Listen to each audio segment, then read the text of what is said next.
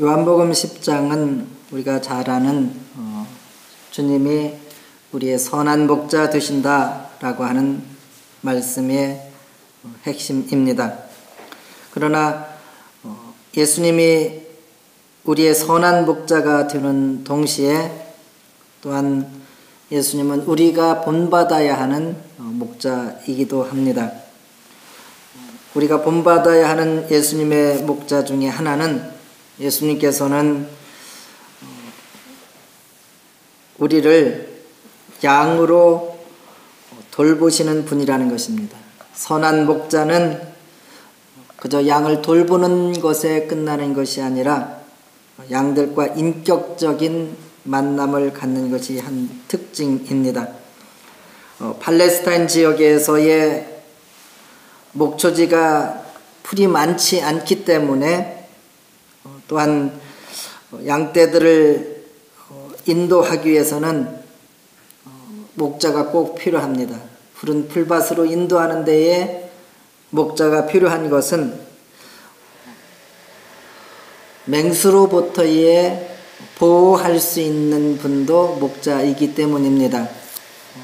오늘처럼 이렇게 목자를 대신해서 개들이 양을 지키는 그러한 것이 아니라 목자들만이 양을 지키는 그러한 배경 속에서의 예수님이 하시는 말씀입니다. 목자는 지팡이로 양들을 인도하기도 하고 또한 곁길로 간 양들을 찾아내기도 합니다. 간혹은 맹수들이 달려와서 일이나 사자들을 달려올 때 그 양들을 쫓기 위하여 물맷돌로 던져서 쫓아내야 합니다. 이러한 것은 힘든 일이고 또 간혹에는 생명의 위협을 느끼는 일들입니다. 그러나 그렇게 생명을 위협을 느끼는 양들을 돌보면서 목자는 양과 긴밀한 관계를 갖게 됩니다. 같은 울타리 안에서 같이 양들과 거주도 하게 되고, 그리고 목자는 양 무리들 중에서 한 양에게 이름을 붙여서 개별적으로 이름을 불러줍니다. 그러면 그 양들은 자기의 이름을 듣고 목자를 따라오기도 하고, 목자는 한 양들을 불러내기도 합니다. 저는 이렇게 이름을 기억한다라고 하는 것이 쉬운 것이 아닙니다. 간혹은 얼굴은 기억하는데 이름은 기억하지 못하기도 하고, 간혹은 이름은 기억했는데 얼굴은 또 잃어버리고 하는 그런 경우가 간혹 있습니다. 그런데 예수님께서 우리에게 선한 목자라고 하실 때에 우리 한 사람 한 사람을 예수님께서는 그 이름대로 기억하시고 관계를 맺기 원하신다는 것입니다. 예수님께서는 제자들을 부르실 때에도 한 개인을 부르셔서 제자를 삼으셨습니다. 예수님께서는 3년 동안의 제자들과 어떤 위대한 제자 양육 프로그램을 개발해서 제자 양육을 하신 것도 사실 아니었습니다. 예수님께서 제자들을 위대한 제자들로 만들었던 가장 중요한 것은, 그것은 예수님과 제자들이 3년 동안에 함께 생활했다는 데 있습니다. 요한복음 1장에 보면 제자들이 예수님께 와서 예수님 어디 사십니까 할 때에 와보라 말씀하시며 그날 하루 동안 예수님께 함께 거한 것을 통해서 예수님의 제자가 된 것을 보게 됩니다. 마가복음 3장 14절 15절에도 예수님께서 제자들을 세우시는 목적을 말씀합니다.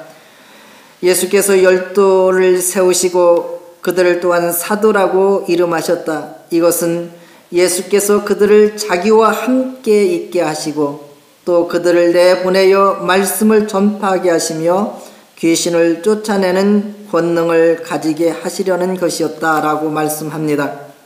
예수님께서 제자들을 내보내서 전파하는, 복음을 전파하는 일과 귀신을 추방하는 놀라운 일들을 행하는 것이 목적이었지만 그보다 더 먼저 우선적으로 하셨던 것들이 사도를 삼은 목적이 예수님과 함께 하기 위한 것이었습니다. 선한 목자는 양들과 늘 함께 합니다.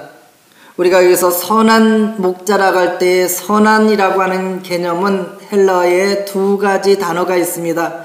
하나는 도덕적으로 선하다라고 하는 의미이고 또 다른 하나는 미적인 감격을 사는 아름다움을 추구하는 선을 의미합니다.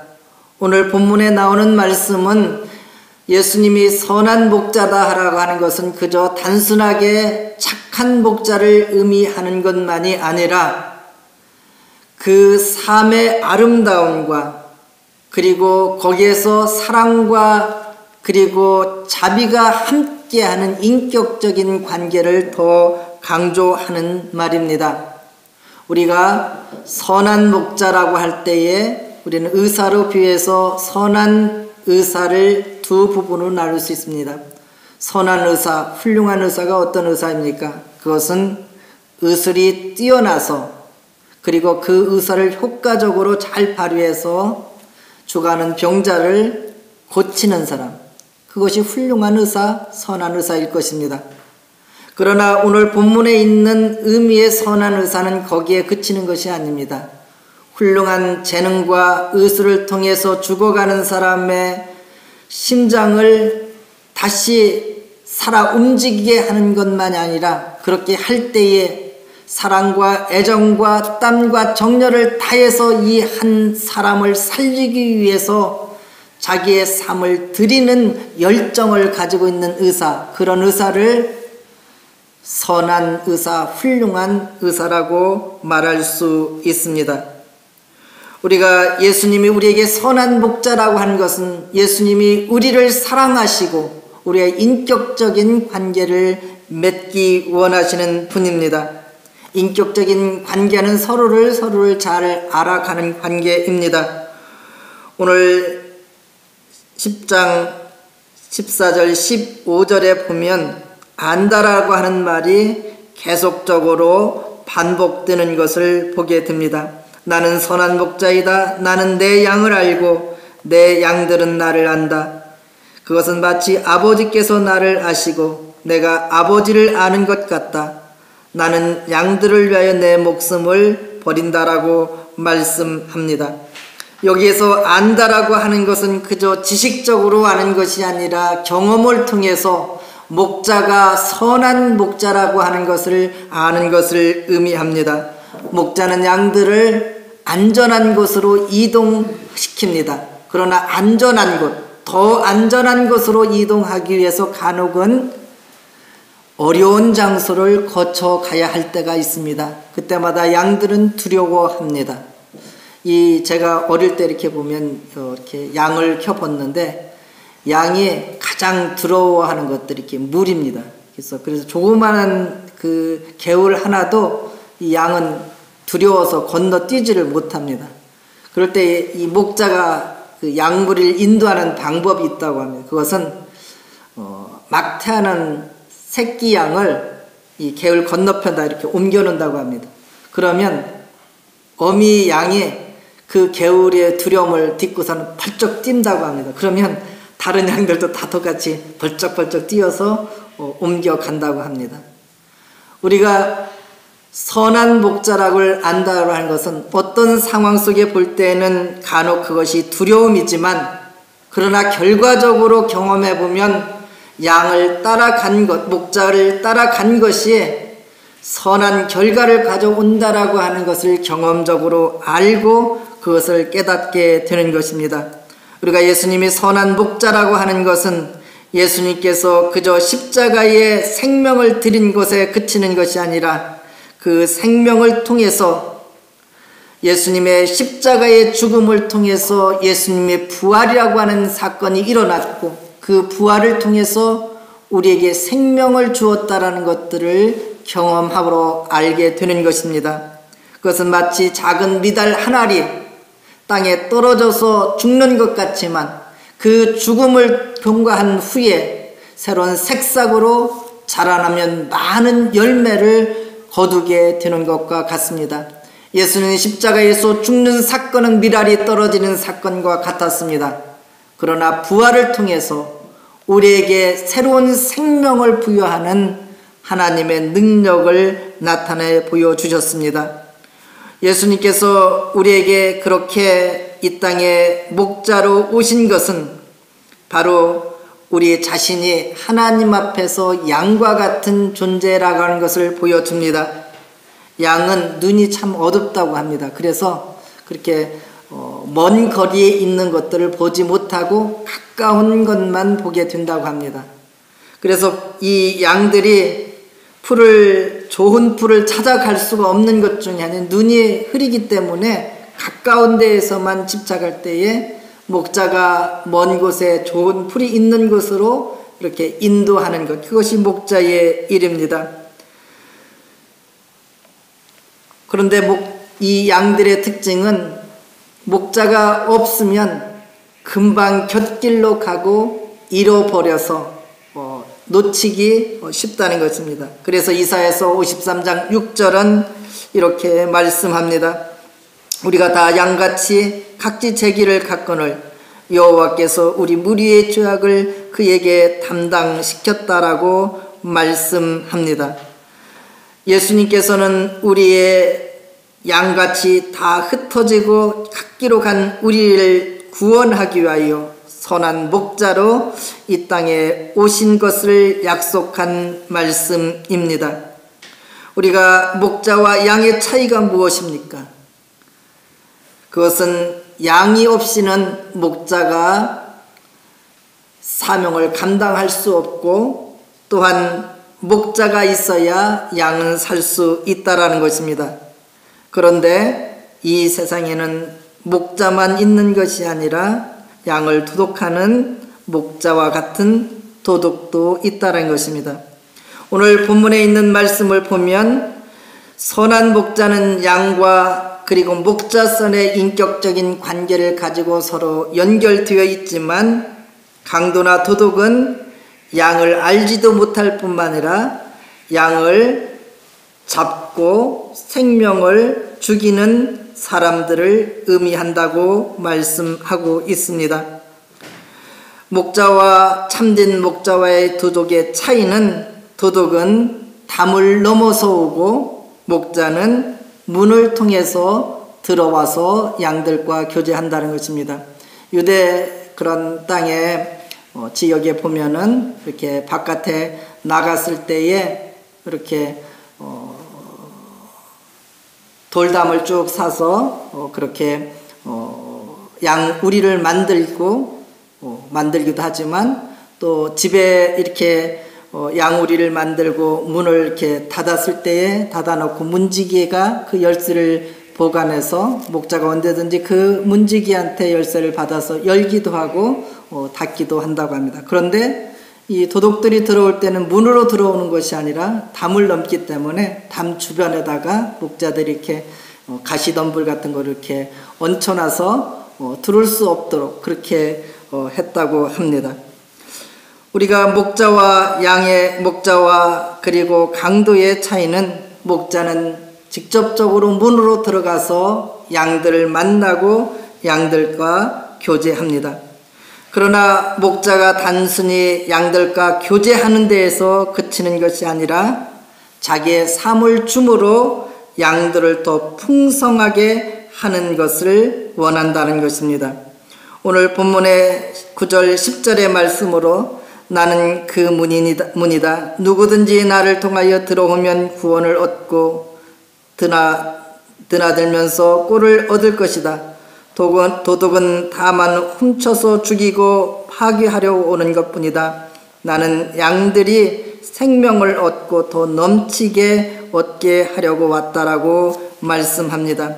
여기 9절에서 드나들며 꼴을 얻을 것이라고 하는 말은 들어가고 나오면서 푸른 풀밭에 풀을 먹게 된다는 그런 의미입니다. 여기서 들어가고 나온다라고 하는 것은 생명의 안전을 보장한다는 말입니다. 고대 사회에서 자기가 살고 있는 마을, 자기가 살고 있는 성읍을 떠나서 다른 부족이 사는 지역을 지나간다라고 하는 것은 생명의 위협을 느끼는 그러한 예언글이었습니다. 아브라함이 하나님의 말씀을 듣고 내가 지시하는 땅으로 가라가는 것, 내 부모 친척이 살고 있는 땅을 떠나서 내가 지시하는 그 땅으로 가라고 하는 것은 그저 단순한 이민이 아니라 바로 언제 어디서 죽음이 닥쳐올지 모르는 위험한 길을 떠나라는 그러한 말씀이었습니다. 그러나 성읍 안으로 자기가 살고 있는 가정, 친척들이 사는 성으로 들어온다라는 것은 이제는 생명의 위협에서 안전을 느끼며 잘 수 있는 곳을 의미합니다. 그래서 성경은 들어가나 나오나 언제든지 복받는 것, 그것이 하나님의 복으로 인정하는 것을 보게 됩니다. 시편 28편 3절에서 6절에 강조되는 말씀을 보면 거기에 보면 성읍에서 복을 받고 들에서도 복을 받을 것이며 들어와도 복을 받고 나가도 복을 받을 것이라. 그것은 성읍에 들어가나 나가나 어느 위치에 있든지 하나님께서 생명을 지키는 복을 약속한 것을 보게 됩니다. 우리가 하나님 앞에 기도하고 간구할 것 중에 하나는 우리가 어디를 가든지 어떤 상황에 있든지 우리의 생명의 주인 되신 하나님이 우리를 지키시고 우리를 인도하시는 그 길을 기도하는 것이 필요합니다. 다윗은 그의 인생의 삶 속에서 늘 죽음의 두려움을 겪었습니다. 사울이 던지는 창을 피해서 간신히 살을 때도 있었고 그리고 들로 그리고 피하여 늘 피난의 삶을 살았습니다. 그러나 그 피난의 삶 속에서 하나님의 도움을 경험했습니다. 다윗은 그의 인생에서 목동으로서의 목자를 돌보는 인생의 삶을 살은 적이 있었습니다. 그런데 광야의 피난을 삶을 살다 보니까 하나님이 나의 목자가 되어주시고 나는 양처럼 하나님의 보호하심 받고 산다라는 것을 고백할 수 있었습니다. 그래서 다윗은 시편 23편에 여호와는 나의 목자시니 내게 부족함이 없다라고 말씀합니다. 그가 부족함이 없다라고 하는 것은 고난이 없고 그의 삶에 곤경이 없다라는 뜻이 아니라 그 곤경이 닥쳐올 때마다 하나님은 지팡이로 들어서 모세를 인도했던 것처럼 다윗을 인도하셨던 그 하나님을 볼 수 있었기 때문입니다. 우리가 이 세상에서 주님은 우리의 선한 목자입니다. 우리에게 생명을 주고 우리의 자신을 위해서 풍성한 삶을 주기를 원하시는 분입니다. 그런데 선한 목자에 반대되는 것은 악한 목자입니다. 악한 목자는 양을 치료해 주는 것이 아니라 오히려 양을 잡아먹는 사람입니다. 못된 목자는 양을 살찌우는 것이 아니라 자기 자신을 살찌우는 데 집착합니다. 유대인들에게 양이라고 하는 것은 그저 단순하게 이렇게 고기를 잡아놓는 그런 의미로 양을 기르는 것은 아니었습니다. 유대인들이 기르는 양의 기본적인 목표는 양의 털을 깎아서 그 털을 통해서 생계를 유지하는 것이었습니다. 그래서 구약에서 이렇게 보면 양은 젖을 짜나 고기를 하는 것보다는 이 털을 깎는 내용들이 많이 나오는 것이 바로 그런 이유입니다. 그런데 오늘 보면은 예수님께서 우리에게 선한 목자라고 하는 부분도 이해가 갑니다. 그런데 예수님께서 우리에게 선한 목자만 드시는 것이 아니라 악한 목자와 선한 목자를 비유하는 것이 아니라 선한 목자와 싹을 받는 목자와의 비교하는 모습을 보게 됩니다. 선한 목자와 악한 목자는 선한 목자는 양을 지키는 자이고 악한 목자는 양을 죽이는데 거기에 보면 싹군 목자라고 하는 개념이 나오는 것을 보게 됩니다. 그것은 이 싹군 목자는 강도나 그리고 이리와 같이 양을 탈취하는 사람은 아닙니다. 그런데 왜 갑자기 우리에게 예수님은 싹군 목자 같지 않은 선한 목자라고 말씀합니까? 그것은 싹군 목사와 참된 목자, 선한 목자의 차이는, 선한 목자는 자기의 생명까지 들이면서 양을 돌보지만 이 싹군 목자는 일한 대가를 지불받기 위해서 일한다라는 것입니다. 여기에 보면은 악한 목자와 같이 그렇게 양을 죽이는 것은 아닙니다. 오히려 양도 돌봐주기도 하고 상처를 잘 치료해 주는 것이 바로 이 싹군입니다.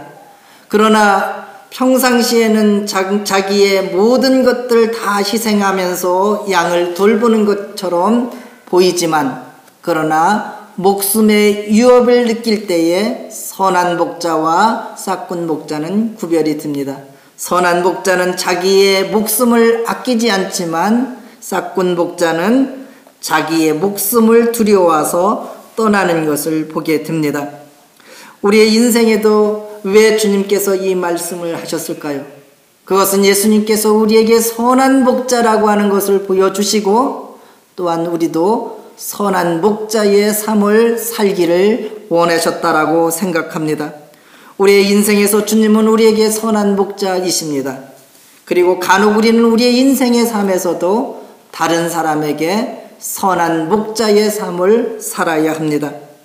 우리 인생이 무엇을 얻는가에 의해서 우리 인생이 행복한 것이 아니라 우리가 무엇을 하는 거에 따라서 우리의 인생은 더 기쁨을 누릴 수가 있는 것입니다.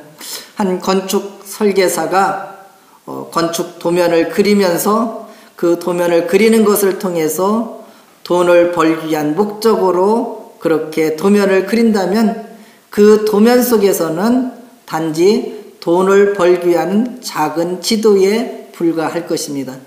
그러나 설계사가 도면을 그리면서 아주 아름답고 위대한 한 건축물이 세워지는 모습을 기대하면서 그린다면 그 설계 도면 속에서는 위대한 그러한 건축물이 드러나게 되고, 그리고 그 건물을 오고 가며 그리고 그 건축물의 아름다움을 보면서 즐기는 사람들의 모습을 볼 수 있을 것입니다. 요즘 이제 남대문이 전에 불타서 이렇게 다 폐허가 돼서 다시 재건 작업을 하고 있습니다. 아마 일을 하는 사람도 아마 같을 거라고 생각합니다. 큰 무거운 돌을 움직이고 그리고 나무를 옮기면서 그저 돈을 벌려 목적으로 하는 사람은 힘든 일을 돈 벌기 위해서 내가 힘든 일을 할 수밖에 없다라고 생각할 수 있을 것입니다. 그러나 조금만 눈을 바꿔서 생각하면 내가 하고 있는 이것이 앞으로 몇백 명, 몇천 년 동안 사람들이 지나가면서 보면서 우리나라의 국보라고 하는 자부심을 가지고 바라볼 수 있는 건물을 짓고 있는다라고 생각하면 그는 놀라운 인생의 새로운 삶을 겪고 그의 땀은 결코 땀이 아닌 행복의 가치를 창출해낼 수 있을 것입니다. 오늘 우리의 인생의 삶에서도 주님은 우리에게 선한 목자의 삶을 살기를 원합니다. 오늘 본문에 있는 내용을 보면 사실은 에스겔서 34절의 본문의 내용을 근본적으로 가지고 있고, 그리고 스가랴의 선지자의 예언의 말씀에 기초하고 있습니다. 에스겔서 34장에 보면은 하나님께서 이스라엘 백성을 양처럼 생각하시고 이스라엘 백성들을 위해서 목자들, 지도자들을 세웠다는 것입니다. 그러나 이 지도자들은 양을 살찌우는 일에, 푸른 초장으로 인도하는 일에 관심을 갖는 것이 아니라 자기들의 배를 채우는 일을 통해서 오히려 살찐 양들을 잡아먹는 그러한 지도자들이 되었다는 것입니다. 그래서 지도자들을 폐하시고 참된 목자를 세우는데, 그 참된 목자는 마치 다윗이 목자와 같이, 다윗 왕과 같이 양들을 잘 돌보며 이스라엘 백성을 잘 돌보는 그러한 선한 목자를 세워주시겠다고 약속했습니다. 그래서 에스겔서 34장 24절에서 25절에 보면 내가 한 목자들을 그들 위에 세워 먹이게 하리니 그는 내 종 다윗이라. 그가 그들을 먹이고 그들의 목자가 되리라. 나 여호와는 그들의 하나님이 되고 내 종 다윗은 그들 중에 왕이 되라고 말씀하십니다. 이 말씀은 바로 메시아로 오시는 구원주가 다윗 왕과 같이 목자로, 선한 목자로 오신다는 약속의 말씀입니다. 예수님께서 선한 목자로 오셨다라고 하는 것은 양들을 위하여 자기의 생명을 내어 놓았다라고 하는 말씀입니다. 예수님께서 선한 목자는 양들을 위하여 목숨을 버린다라는 말씀에 그 버린다라는 의미는 마치 우리의 목숨을 어디 위에다 이렇게 올려놓는다라는 의미가 들어있습니다. 그것은 예수님께서 선한 목자라고 하는 것은 우리에게 생명을 주기 위하여 십자가에 자기의 목숨을 내어놓고 걸어 놓았다라고 하는 말씀과 동일한 것입니다. 예수님께서는 이 땅에 선한 목자로 오셨습니다. 그리고 십자가의 죽음의 사건을 통해서 우리에게 생명을 주셨습니다. 예수님의 십자가의 죽음은 그저 죽음으로 끝나는 것이 아니라 생명의 죽음을 통해서 우리에게 부활을 주시는 하나님의 능력이 된 것입니다. 오늘 우리에게도 두 가지의 의미가 있다고 생각합니다. 그것은 오늘날에도 교회 안에서 안팎으로 위기가 있는데 그것은 마치 바깥에서의 도둑과 같이 강도처럼 교회를 위협하는 그러한 사람들을 만나게 되고 핍박을 당하게 되기도 하지만 간혹은 교회 안에서 싹군 목사와 같이 이용당하는 그러한 교회의 실제적인 삶을 우리는 보게 됩니다. 간혹 우리가 생각할 때에는 우리 교회가 우리 자신들이 세상으로부터의 핍박을 당하기도 하고 그리고 교회 안에서의 지도자로부터의 우리가 여러 가지 어려움을 당한다라고 생각하기 쉽습니다. 그러나 반대로 어쩌면 우리는 세상이 우리를 핍박하는 것처럼 우리가 양을 핍박하는 이리의 삶을 살 때도 있고 간혹은 그저 먹고 살기 위해서 싹을 받는 목자처럼 살 때도 있다는 것입니다. 예수님께서는 우리에게 말씀하십니다. 내가 너희를 위하여 목숨을 내는 선한 목자다.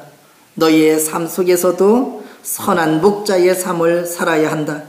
이 세상을 향하여서도 우리가 주님의 목자 되신 그 모습을 보이며 살기를 원하는 것, 그것이 주님이 우리에게 선한 목자로 오신 목적일 것입니다. 우리가 한 주를 살 때에도 주님의 선한 목자 되심을 바라보며 그러한 선한 목자의 삶을 살기를 주님의 이름으로 축원합니다.